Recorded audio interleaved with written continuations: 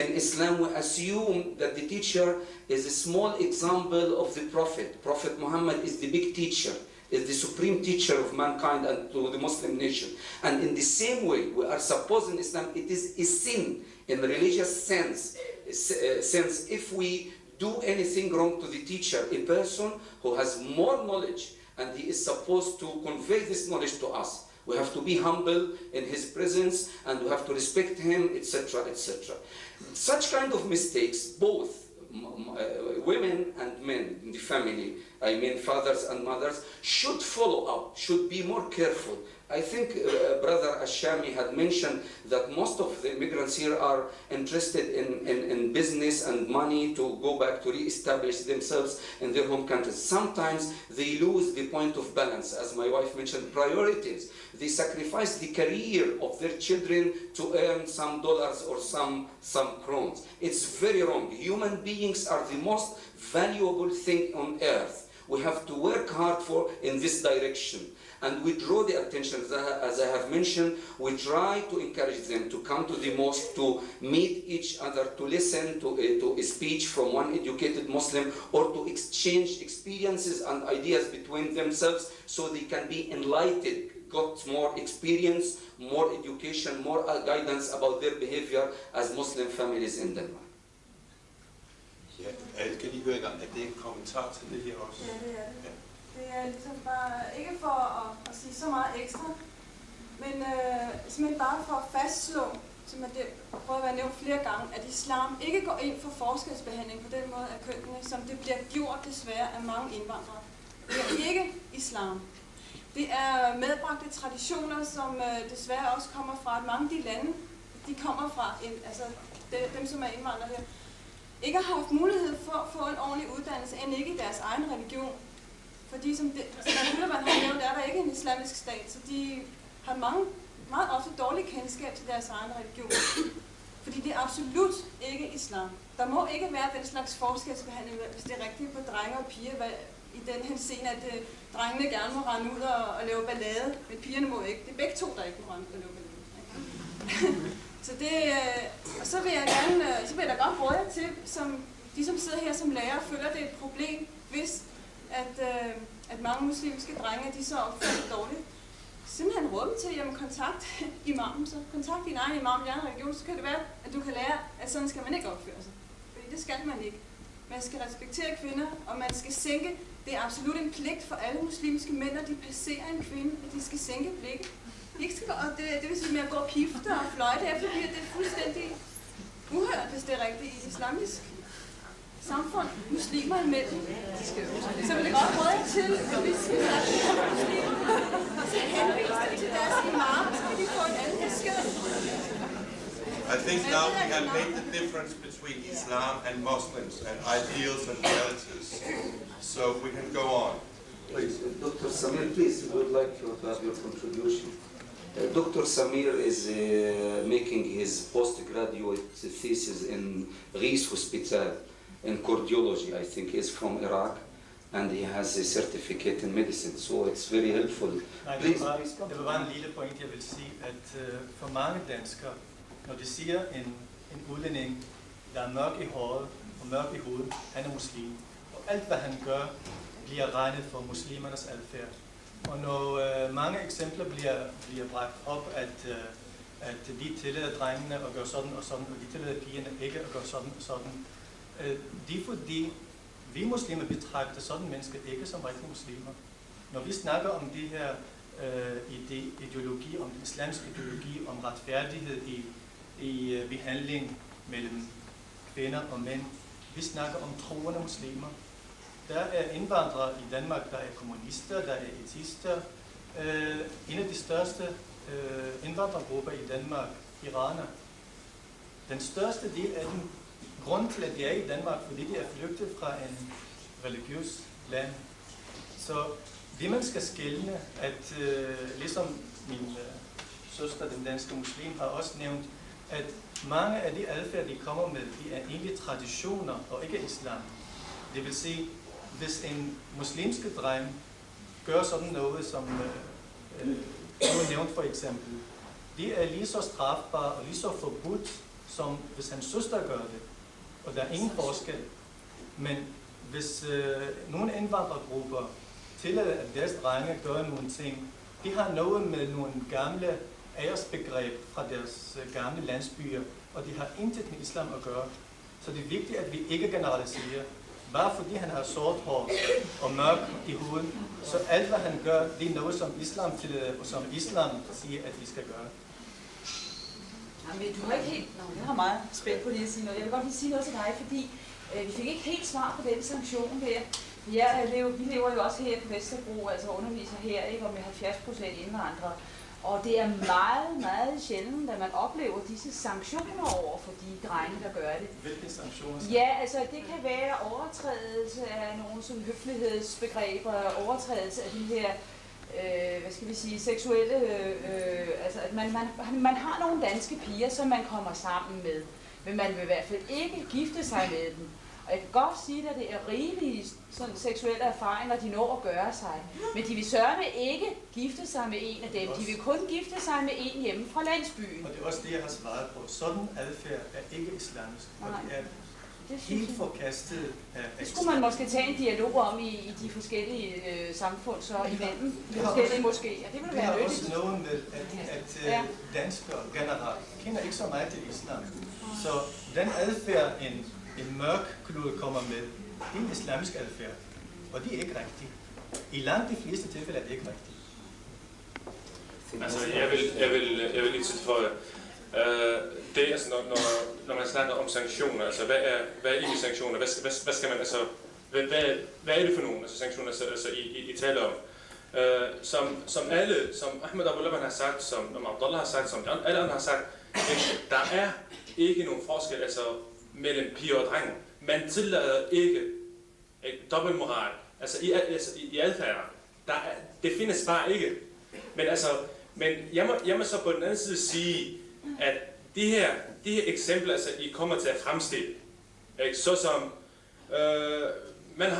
I har sikkert alle sammen hørt altså, om Gyldsymesag, ikke? Altså nogen der blev myrdet, og jeg ved ikke hvad, på grund altså, af nogle religiøse, altså i citationstegn, på grund altså, af nogle traditionelle, altså traditionspræget opfattelse.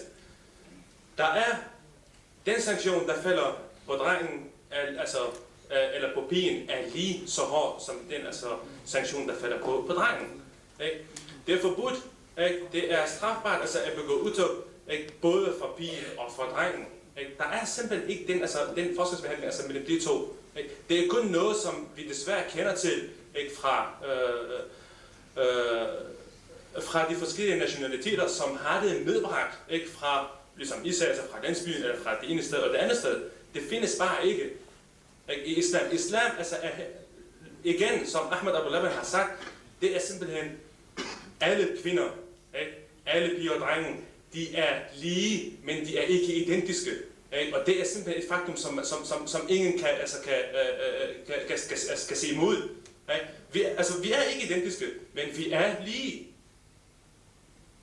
Ikke? Altså man kan, selvfølgelig kan du sige, altså, at jeg har set lige altså, en udlænding, der kom altså, med sin lille dreng altså, i hånden, ikke? Og hustruen foran altså, med to altså, plastikbusser, og så gå. Jamen det findes der. Altså, der er ikke nogen, altså, der siger sig, at det ikke findes. Ikke? Men det er ikke islam. Ikke? Islam siger ikke det. Ja. Må jeg prøve lige at lidt videre med andre spørgsmål, hvis der er nogen. Du vil også. Ja.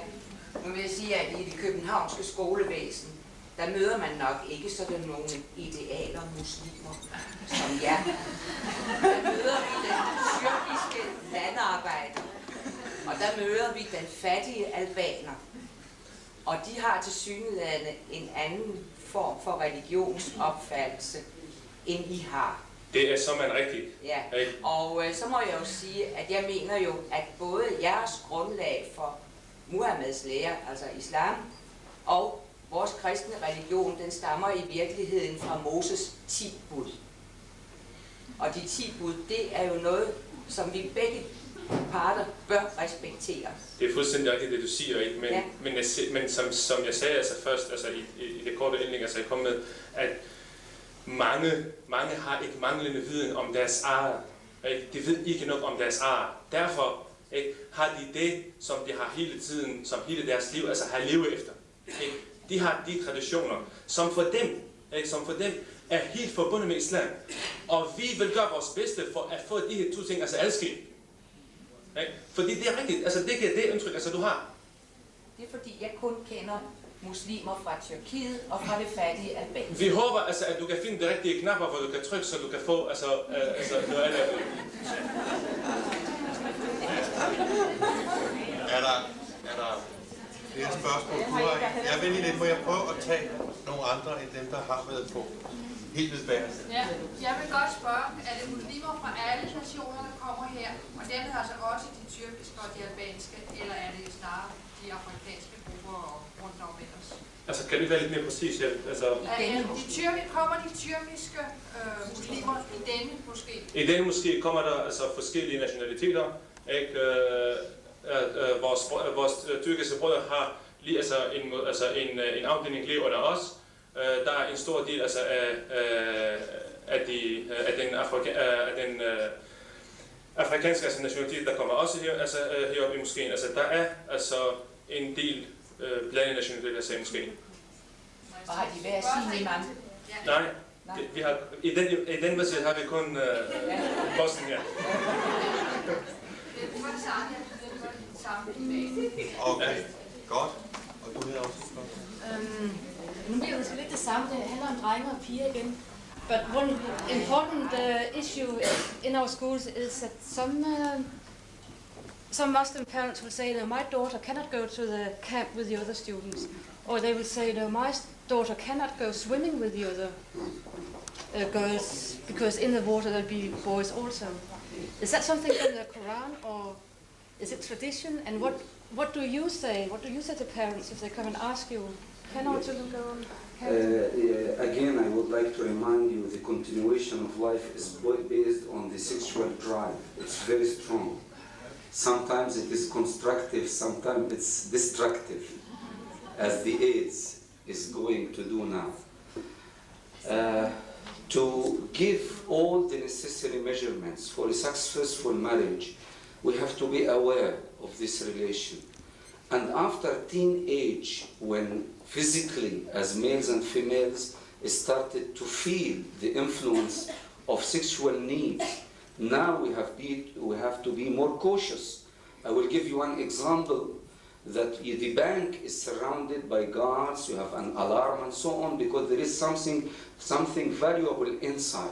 So we do not believe in Islam like Christianity. When you have been a conservative, a Christian community in Europe, you do not accept extramarital relations. So we start from the very beginning. One of the main characteristics of Islam is the clear distinction. We don't like to compromise and to go after trials and then we regret and suffer. From the very beginning, if sexual drive is very strong, let's take the necessary precautions for males and females not to meet each other unless they are married. So the marriage will survive. We have some low percentage of divorces, then children can find parents, man and woman in the family, to take care of them, and they have a mental health, psychological health, love and affection and care, etc., etc. This is the point. Segregation of sexes, I think it's in Islam important after teenage.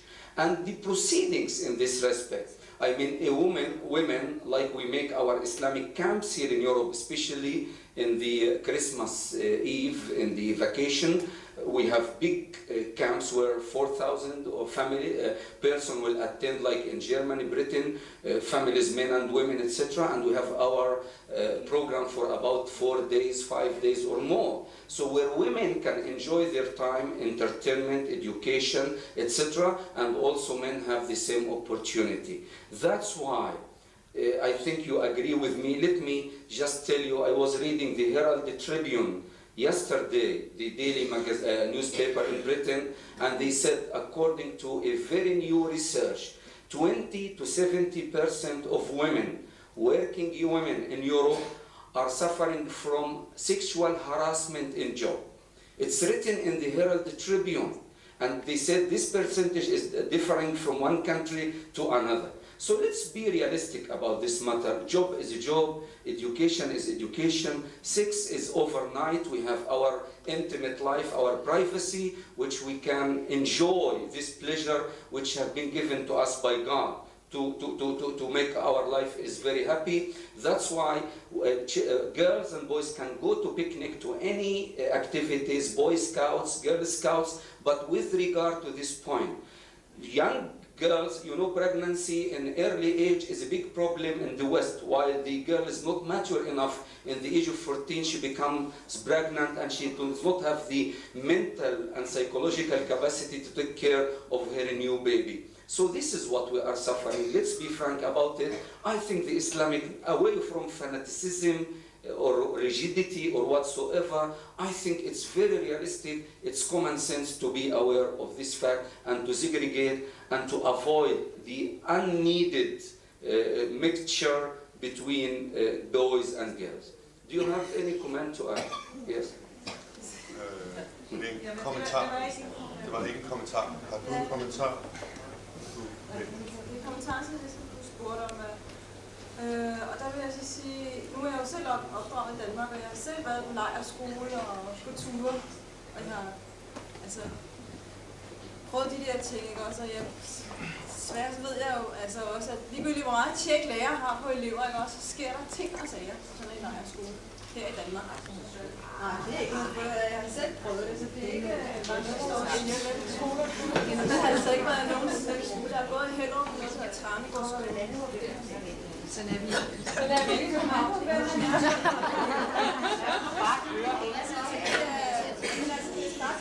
Der prøver bare at slå op under, som Abu Laban har nævnt, statistikken for abort, og i hvilken alder det begynder. Og så kan man tænke resten selv, ikke også? Fordi det er så nemt for det at foregå sådan nogle steder. Og så noget helt andet med. Med hensyn til gymnastik, der er absolut ikke noget påbud i islam om, at man ikke må lave gymnastik. Nu er det lige nævnt svømning. Det er så et andet problem, fordi pigerne til svømning i svømmehallerne ikke må tildække sig. De må ikke have en speciel svømmedragt, hvor de dækker sig. Snakke i svømmehaller om det. De må ikke dække sig hernede til, at de må Jeg har nemlig selv haft mange breve ude, og jeg har prøvet selv at kunne få lov til at svømme på den måde, og jeg er absolut blevet afvist. Det er ikke noget sludder, det er et faktum. Jeg tror, at... Og derfor vil jeg sige, at derfor har vi problemer med det med svømning. Og jeg håber, det lykkes en dag, fordi vi prøver selv, muslimske danske grupper især, som ligesom har prøvet at vokse op med svømning, og skabe muligheder for svømning i små svømmehaller, hvor vi så er piger for sig og drenge for sig. For der er ikke noget forkert i gymnastik. Det er måden, altså hvor meget fælles og hvor meget fælles afklædt man er. Det som der ligesom er forskellighed i islam, og så ellers som i dansk norm. Jeg synes, det lyder som om, at jeg vil kalde tekniske detaljer der. Der er nogen, der prøver at løse dem. Du havde også en kommentar. Inden vi går i detaljer om, hvad man må i den ene skole, og hvad man må i den anden skole. Men den her sag, det er egentlig en lille bitte sag. Det er meget lille, men den er baseret på en meget stor misforståelse. Og det er det, som Ahmad Abu Laban siger, at det er egentlig forkert at sige, den danske linje, eller den danske måde at leve på, det er standard. Alt, hvad der afviger fra den, det er forkert. Jeg tror, her misforståelsen ligger, fordi hvis man skal snakke om integration og hvordan indvandrere skal integreres i Danmark, det man skal acceptere som dansker, synes jeg, i første omgang, at der er andre folk, der laver tingene anderledes end vi gør. Jeg snakker som, hvordan danskere vil sige det. Der er andre folk, der tror på andre ting og har andre værdier, end vi har. Og det med, at piger skal gå i en speciel svømmedragt, det kan betyde, i en dansk mentalitet, i dansk tro, kristendom måske, det er egentlig en ligegyldig ting, men det er det ikke for muslimer. Det er lige så vigtigt for muslimer, det her, som for eksempel at spise svinekød, eller spise noget kød, der ikke er slagtet på en islamisk måde. Det er en ligegyldig sag for danskere, men det er det ikke for muslimer. Og jeg synes, løsningen er her, at som danskere i forskellige institutioner, og ligesom forstå, at der er andre ting, som for os er ligegyldige, men det er det ikke for andre. Og det må vi prøve at respektere. De er her, og de lever her. Hvordan er de kommet hertil, er ligegyldigt i den her sag. Men de er her, og hvis vi prøver at leve sammen med dem, så må vi prøve at acceptere og respektere de værdier, som de har. Ja, der er et par ting, som godt vil spørge om. To, som ikke har sagt noget før, så jeg synes, vi skal tage de to først. Jeg synes, jeg vil gerne spørge om den her menighed, hvordan kvinders religiøse rolle er, om de får lov til at deltage i selve, hvad man kan kalde gudstjenesten her, eller deres bønneliv, eller sådan noget, eller om det fungerer separat. As I explained to you, the mosque is very simple. It's a calm place to make our services and meetings. There is nothing special in the mosque. I have no special uniform as a priest or imam or religious advisor. I'm normal like any other Muslim. My wife is leading prayers when she is among women. She is conducting a circle. She is leading prayer among women. So we don't have this concept because you have a misunderstanding because the situation of a priest in a church. It's not like that in Islam. Any Muslim after puberty age can lead the prayers. It's not supposed the prayers to be right. It shouldn't be here to be here. Any one of the Muslims here, as far as he can do the prayer, he can lead us and make all the service and we follow him. This is the way to understand it. And also women, as I mentioned, they are supposed to pray, to fast Ramadan, to make pilgrimage to Mecca, as you know, in the pillars of Islam or personal duties, and they are also can share in any activities. When we started this mosque, this compartment was made for ladies, but we are trying to buy a new villa where we have more space, a better situation. We encourage women to attend in the Islamic Culture Center in Warsabakin. They have big place and women used to attend the Friday sermons. So even in our spiritual services or rituals or duties, women are contributing equal to men in everything, as I could imagine. Og så skal vi se at slutte, hvis du havde også. Jeg vil godt lige spørge, hvor meget samarbejde er der mellem de forskellige moskéer, for ellers kan jeg forestille mig, at man udvikler sig i ret mange forskellige retninger, alt efter ens humane indstilling. Immigration of Muslims had gone back to about 20 years, the early 70s, after the industrial boom, as you know. Turkish people, who are half of the population here, came from Germany, then Moroccans from France, and lately we have refugees floating from Kurdistan, Iraq, Lebanon, and Palestine. Unfortunately, we start with a nationalistic motivation. We start as Arabs to convene, to meet each other, to plan, Turkish people. But we try to have some sort of coordination in different common goals between Muslims with different centers. But I would like to tell you about one single fact. If you go to London, for instance, the Central Mosque in Regent Park, a big mosque, and the priest, the imam, will give his speech in English. Every Muslim there from Africa, Asia, from Turkey, whatsoever, he can understand English. English is the common language for communication. Up till now, you see me, I am handicapped in Danish, and even if I have the capacity to speak in Danish, the religious terms are not, Muslims here are not acquainted with the religious matters, so we have nothing except to split whenever we educate, to use the mother tongue to be sure that the knowledge we are trying to transmit to people are being received and understood by them. On Friday sermon, I give my speech 20 minutes in Arabic and about 10 minutes in English, so English-speaking Muslims can understand and participate. Some people put a proposal that we can make a translation in Danish language, but I think it is impractical for the first reason that migrants haven't a strong command in Danish as a religious language for them to understand a religion, Islamic religion in Danish. Secondly, the speech would be very lengthy and boring to people. Maybe in the future, as Mr. Ashami mentioned, in the future, the new generation who will have a good command in Danish, then our sermons will be made in the Danish language, and it will be more easier for everybody to understand. Ja. Du har et kort, og så har vi en derovre, og så skal vi slutte, mener jeg. Så hvis vi tager dig først, og så slutter vi. Det er et praktisk spørgsmål.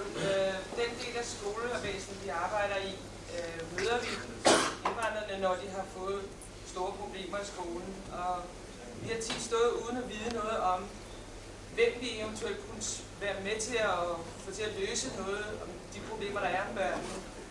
Er det sådan, at I her også virker som en social institution for jeres menighed, eller hvad skal man kalde forsamling? Er det noget, at kan I gå til dem, eller skal I vente på, at de kommer til jer, og så dermed kunne være kontakt? I think Mr. Tim is the best man to consult and to get his advice concerning different Islamic organizations and the capacity of the working people here. We are trying to adopt some immigrants policy among our people and to expose our needs and our problems and to be a reference committee whenever some Danish side officials or department are in need of advice or knowledge about Islam. For instance, very recently a new committee established SSP, Social School Politique, and they have reached us. We try to nominate the most qualified people to be helpful in this respect. This committee is concerned about criminality among teenagers, the people here, Muslims, who do not have enough care from their families, and they have some problems which had led them to go to the crime, etc. So we have done 2 meetings, and later on we shall continue our contacts. For the time being, my advice is try to reach individually. We have Turkish centers, the Masjid al-Tawbah, the Islamic Culture Center. You can consult qualified people like Mr. Tim. He is aware about the presence of Muslims here, their organizations, the capacity of different people here, so he can give you the name and the phone number of the place which you can contact and get the most satisfactory help. Okay, så har vi et halvt spørgsmål. Det passer lidt med den dametop, der ikke er spørgsmål. Vil I være parat, eller eventuelt Laban, til at komme hen på skolerne, for ligesom at lave en slags oplysning? Vi planlægger på vores skole nogle møder for tyrkiske og pakistanske og for andre forældre fra andre lande, for ligesom at klargøre vores forventninger til dem og høre, hvad de forventer af os. Så kunne man måske komme ind på sådan nogle spørgsmål som deltagelse i forskellige ting. Vil I være parat til at komme til sådan et møde?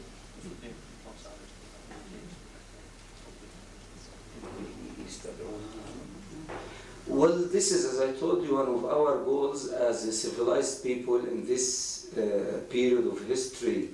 Debates, dialogues, discussions, arguments, academic researches. This is our tool to come near to each other and to understand each other. Let me tell you the truth that Denmark is a country, it's well established, you have your personnel, you have your budget, you have your programs. But the weak point is from our side. We are trying to educate now, we have promising people, you have seen the contribution of some people here. I do hope that in the near future we have the qualified personnel who can reply your request immediately in any school, hospital, whatsoever, to be helpful in your mission, in your work, to give you advice, to make contacts between the Muslim immigrants and the Danish officials and departments.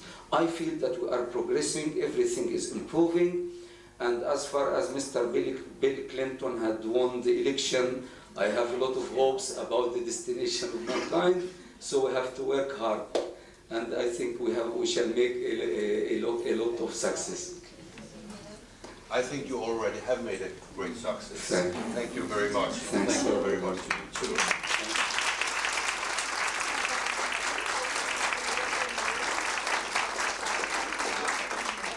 Before we leave, I think actually also I should like to thank everybody else engaged in this afternoon. Thank you very much, all of you. And finally, I'll just say a few words in Danish. Yes, please. Vi er i kommunen begyndt at tale lidt om de der grupper, og vi har nævnt det før, og vi kunne måske så formidle nogle af de kontakter. Jeg tror noget af det, der har været vigtigt i dag også, det er igen at få slået fast, at det tager tid for vores nye danskere. Det tager tid altså, ligesom det også tager tid for os, og vi er ikke rigtig indstillet på, at det åbenbart kan tage længere tid, end så vi er vant til, at den slags ting tager. Jeg tror, vi får samarbejdestablet på benene ganske hurtigt. Og så skal jeg i øvrigt huske på, at der jo altså for nogen er et arrangement igen den 17. nemlig det, der blev aflyst. Jeg kan ikke huske hvornår, men det er der altså. Så nogle af os vil igen ses i denne her serie her, som forsøgsafdelingen og Sikkerhedsorganisationen arrangerer den 17. Tak for i dag. Og til sidst vil jeg sige, at vi er aldeles glade over den store deltagelse, I har foræret os med, og vi håber altså, at vi har gjort lidt, eller besvare nogle af de spørgsmål, I har haft i hovedet. Og vi er meget glade for at imponere over den store deltagelse, som I kom med. Og tak skal I alle sammen.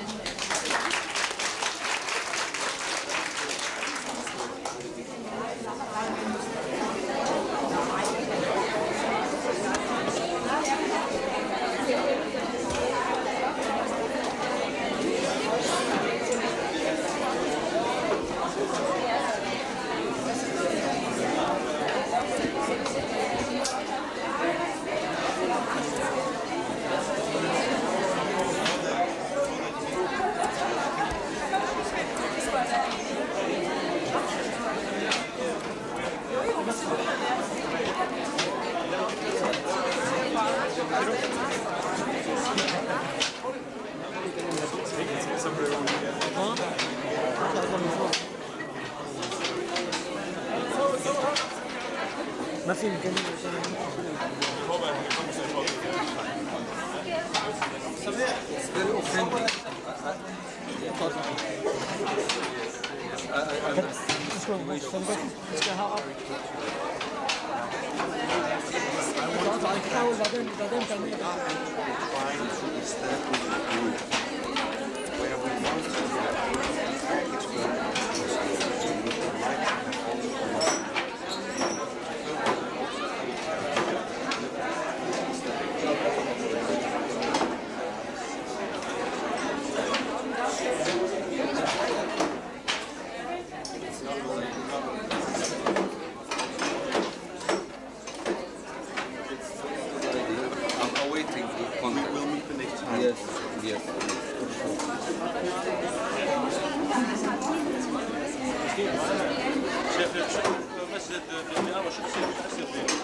Well, forget about blamed us. We are equipping. We see we are poor. This project is very big, but we are raising a fund here in Istanbul. Maybe within a few months we will buy a villa which is bigger, separate, and we have enough place for us and for them and others. But the project is very expensive.